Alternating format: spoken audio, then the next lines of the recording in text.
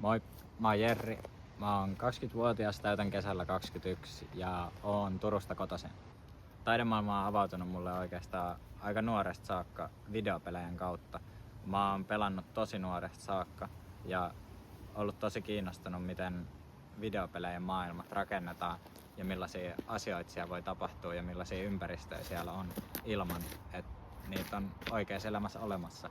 Ja mä oikeastaan oon aloittanut valokuvaamisen videopelejen sisällä ottamalla näytönkaappauksia hienoista kohteista ja hienoista tapahtumista videopelien sisällä. Mua on aina kiehtonut ajatus siitä, että pystyisi vaihtaa toisen ihmisen kanssa aivoja ja pystyisi tuntea samalla lailla kuin se toinen ihminen tuntee ja näkemään maailman samalla lailla kuin se toinen ihminen näkee.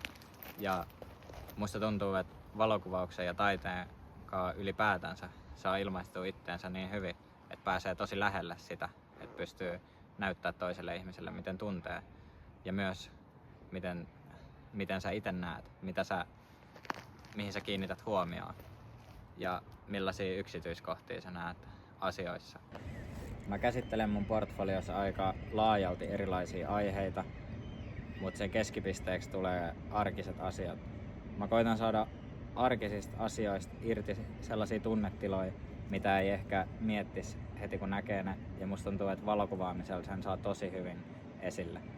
Mä koen, että valokuvaus on mun ilmaisutaito, koska kaikki mistä sä otat valokuvan on jo olemassa. Et sä voit näyttää muille ihmisille, että miten sä näet tämän asian ja millaisia tunteita sulla tulee tästä esille. Mä haluaisin päästä opiskelemaan valokuvataidetta, koska mä haluaisin kuulla muiden ihmisten näkökulmia valokuvauksesta ja mä haluaisin mahdollisuuden kokeilla kaikkea uutta. Ja musta tuntuu, että mulla on vielä tosi paljon opittavaa.